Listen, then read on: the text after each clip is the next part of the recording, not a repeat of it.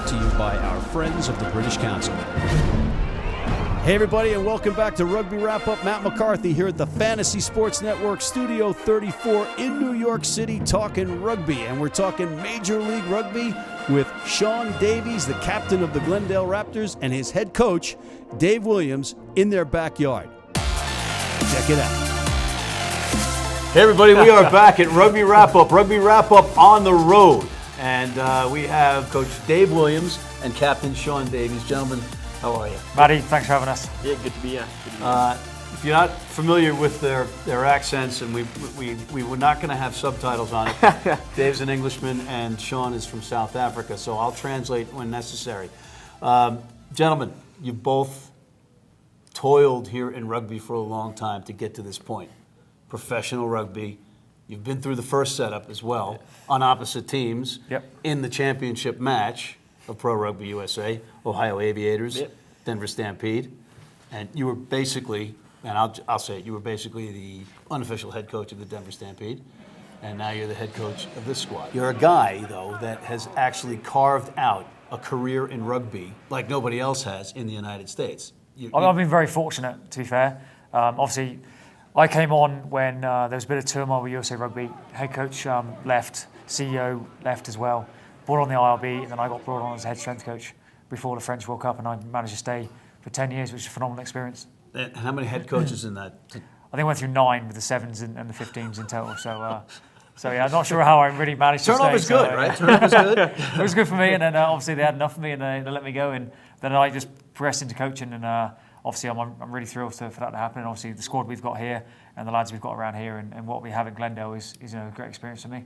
So the rumors that you had pictures of people don't apply to keep your jobs because all the people were gone. Yeah, I was obviously sad to see some people go, and not so sad to see other people go. But I learned off every single one of them. Can we name the people that you weren't sad to see? Yeah, you, mate. Touche. We'll walk into that one. Well, I think like same as Shaun. Like he's been through various head coaches. He's been through various teams. He's had his up and downs with the Eagles. Obviously, we're very fortunate to have him here. But you have to keep on learning and progressing. I think whichever way you go to the Eagles, whichever like kind of progressional you take through the age grades, through USA Rugby, whether you go professional overseas, come back again, like you've got to see your path and what you want to get to. Sure. And I've been very lucky to kind of get to where I am now, and hopefully I keep in this job for a long time. And then we keep progressing as a squad, and that's the biggest thing. And obviously we want this league to grow. And I think the way it's set up, the way the local activation, the marketing, which is a bit different from how Pro Rugby had it, this is set up for success, and we want us to stay around for a long time. What's the difference for you, other than the community outreach, between the organizations? I just think that the investors involved with every single club, whether it's a single investor or a group investor like we have, they are directly involved in the success of their team. As in we've got Terry sitting over there. Like we're not really worried about what he does, but he's really worried about how he can activate his team and how that grows his local community and the region, and how we can grow as a unit moving forward.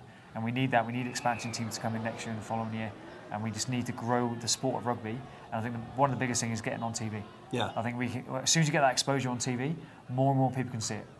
We all love the sport. Whoever plays it, whoever watched it, kind of falls in love with it. So the more people can get to access to it, and now we've got the national broadcast, we've got the local broadcast with every team. That's only going to have more accessibility to players and to fans, and now they want to come experience that live.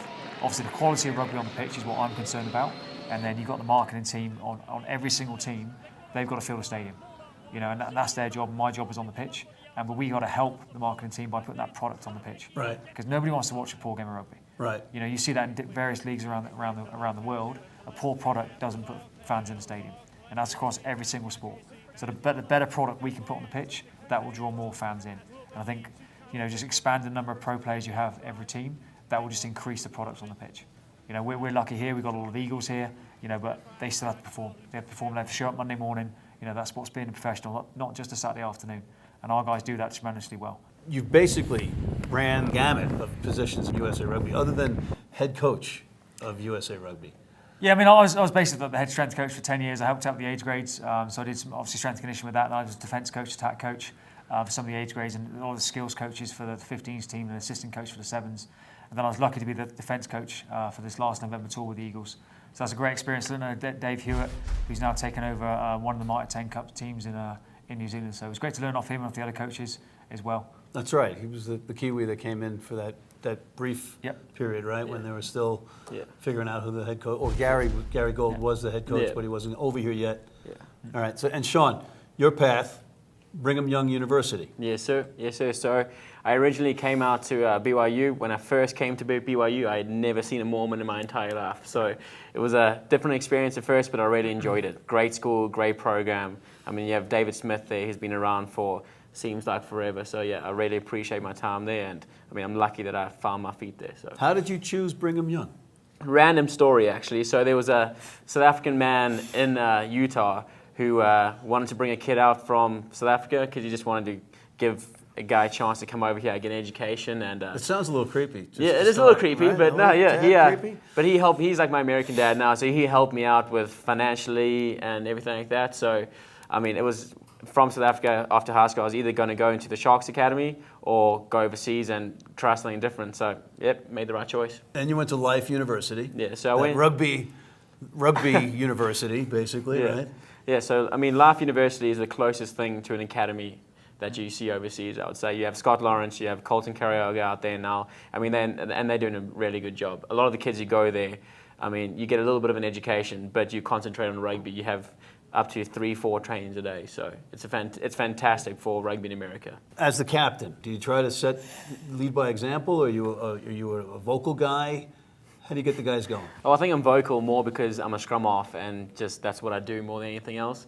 But I mean, with Glendale, I'm lucky. You have guys like Zach Finoglo, who's been around forever, Will McGee, Ben Landry, John Quill, Bryce Camp. I mean, the list just goes on. So, I mean, at times I don't really have to say anything because those guys are saying whatever they need to, whatever needs to be said. So, I think on the field, just try and lead by example. But then also at times we do have all those names are just listed, so we can get a bit too much chat. So then it's just at times just making sure we reach a good equilibrium and just, take each game at a time. And what's it like going against some of your mates that you've been playing with, whether it be in Ohio or at Life or even with the Eagles now? Yeah, I mean, I love it. We played Utah Warriors, and I mean, the fact that I get to play all the boys that I came over to the States with is just awesome.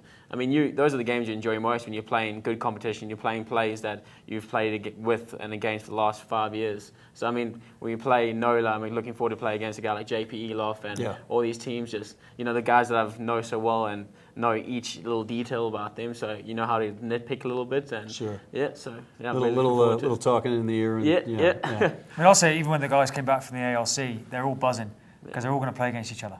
Yeah. That's what I want. You want the best players training together and playing against each other. And I think this league does that.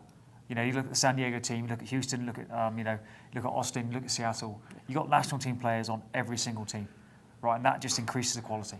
And I think you need these 7 teams. You can't just compare it to 5. You need to spread these teams out because that's just going to expand. Basically, hopefully make the Eagles a better team in the long run. Yeah. And that's what we all want. That's what the players want. That's what I want. Yeah. And I'm sure that every team wants that. What is it that what are the key ingredients for you as the coach? What are the expectations that you have? Is it fitness first? Is it skill level? Is it Well, I'm a bit biased, obviously, because my background is S&C. So, I'm also doing all the strength and conditioning. Strength and conditioning is S&C for the folks at home. And, so I see the guys every morning for their S&C, they're lifting and all that. And so I'm lucky in that regard, where I can see them all across the board. I think if you're not fit, you can't play. You can have all the skill in the world, but if you're not fit enough to play the game at the high intensity that we demand, then you're not that good of a rugby player. You're going to break down, get injuries, and you're not going to perform on the pitch. So you have to have that level of fitness, and then it's just that intensity which you play at. And I think the longer you can play at a certain intensity, the higher intensity, you will win. Obviously then it's the physicality you bring, and the accuracy and the speed, basically. This is what I expect. If you can't perform, then you can go and play for somebody else. Then you're out. Yeah. Shaun, there's kids now watching rugby. There's a youth movement of rugby in the United States, which is a key ingredient of this whole thing. Yeah. Kid watching out there. Now you're a role model. Yeah. What do you tell the kid out there? If you want to be a professional rugby player in the United States, you have to do A, B, and C. What would you say the A and B and C are? I mean, to the kids who aren't playing rugby at the moment, I think the big thing is just picking up a ball and just finding a local club or finding anything and just falling in love with the game. I mean, with Glendale here, we're lucky enough that we have Tuesday and Thursday evenings, we have about up to 100 kids that are out and about running around. And I mean, as a player, you can feel within each other that this is a league that's going to be around for the next 5, 10, 15 years. So, I mean, if you are 10 years old, this is a future that you can actually look forward to. as opposed to, I mean, myself, I'm getting a little over the hill now. But Yeah, the roundabout pathway. yeah. So I'm happy that I can be a role model for these kids. And like when we have guys coming into our team now that are 19 years old, one of my things I feel I have to take on is just let them know how lucky they are that this is something that they can actually do for the next 10 years. I mean, it's just unreal. And I would give pretty much anything to get back in their shoes, but obviously I can't. So the more I can just let them know, just be grateful for what you have, and the fact that the more you go out and do outreach, like Davey's been speaking about, the more this league will grow, and the more of an opportunity you will actually make a career out of this. So, Dave, you had your fellow assistant coach from Team USA, Nate Osborne, come on my show and predict that his team was going to run the table in the league. Do you want to address that in any way? Nate and I are good mates. We chat all the time. So I wish him all the best, and he's done a great job with that brand new team in New Orleans. I wish him all the best. Look, it's great to have the coaches who are really bought into this league. You know, they're not here as a stepping stone to go somewhere else. They're bought in. They want to stay here. Yeah. They've been in the US for a long time. He's an Australian. Yeah, and I mean, I think we just want to increase. We want to get there's a legitimate chance of these kids coming through now in the next 5 years. They don't have to go overseas and play rugby. Yeah. You know, we want to keep the best US talent in the US. And obviously, hey, look, Sammy Minows, Blaine Scully, Chris Wiles, they're going to go overseas. Good for them. That's awesome. They're going to make some good money over there. But I think once this league grows, this is actually a legitimate chance where you can make a decent salary. Oh, no doubt. Playing a sport you love. Yeah. You know, then that leads on to many other contracts and whatever you want down the road. But then you progress to the national team. You know, that's where you want to play. You want to play at the pinnacle of your sport. Some people do like Shaun Davies. He's been there, and he's going to be there for a long time as well, I hope. You know, but all the young guys coming through, you want to reach that pinnacle if you're a competitive athlete, and you want to keep progressing as much as you can. And this league gives you the opportunity. And if you're a rugby player, you know, they're coming on the show, they're coming to New York, they're coming in the studio, they're calling in, whatever. Gaelic Park for the exhibition match between Rugby United New York and the Boston Mystics, whatever you want to call them, was an unbelievable event. It was sold out. We can't tell you what the capacity was or the crowd was because of the capacity reasons, but it was phenomenal. And well, I think that just shows there's a need for that in the country. Like we've got a niche in market in this country, and we've got to expose that. You know, all these other sports, you know, they want that niche, they want that crowd as well, and there's no reason why we can't grab that. Plus, you're going to grab overseas players. They're going to come and look at a facility like this. They're going to see, wow, this is unbelievable. Plus, I got the best skiing on the planet, an hour north. Right? Maybe not too much during the season. Yeah. But No, but easy, mate. Your little legs, mate, can't ski, so you know. Well, on that note, I don't think there's anything more to say. I think we've pretty much covered everything here, right? There's an avalanche of insults that are going to be hurled after we cut this camera. But final thoughts, guys, on rugby, professional rugby in the United States. I think it's really, as Shaun said, it's such an exciting time for the players and coaches and managers to be part of this league. I think that what the investors group, what they've come up with this MLR, is here to stay. Like everybody's bought in for at least 5 years, and if we get the viewership, we get the product right on the pitch and everything else around it, then this is here to stay, and that's what we all want. You know, we all want this league to succeed because it leads to many other successes. As the South African transporter, for me, the big thing is. Did you get that? No, the reference, the transporter, the guy, David. Yeah. I'm just thanks, mate. trying to be professional here. Yeah. Okay. So no, for me, the big thing is. Being a domestic Eagle, you get a ball in your hand pretty much all day. I get to work on my skills. I don't have to worry about having a full-time job and trying to play for the Eagles. I mean, that's just massive. You don't have to worry about going to Boston saying, hey, actually, I'm going to be gone for the whole of February, the whole of June, and the whole of November. Can you still employ me, please? And keep my health insurance. Yeah, and keep my health insurance. Yeah. So, I mean, it's awesome. We get to get better. And in the long run, the Eagles are only going to improve because of this league. And like I said earlier, the players believe this is here for the future. It's here for the long run. So we all invest in, we're going out doing whatever we can to promote the league so we get more butts in the seats so it is here for longer. Is facial hair a prerequisite with the Raptors? Or is it? Well, mate, you look as good as Shaun, then why not? You know? Well, you know, you can't grow hair, so you have to make this look good. All right. Fair enough. No, guys, in all seriousness, congratulations. It's great to be here, witness this, and I'm very excited for you guys. Cheers, Manny. Thanks for having us. Thank you very much. All right.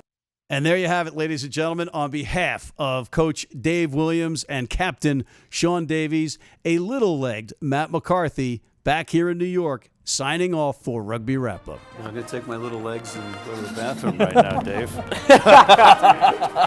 It's the first time I've ever had that one.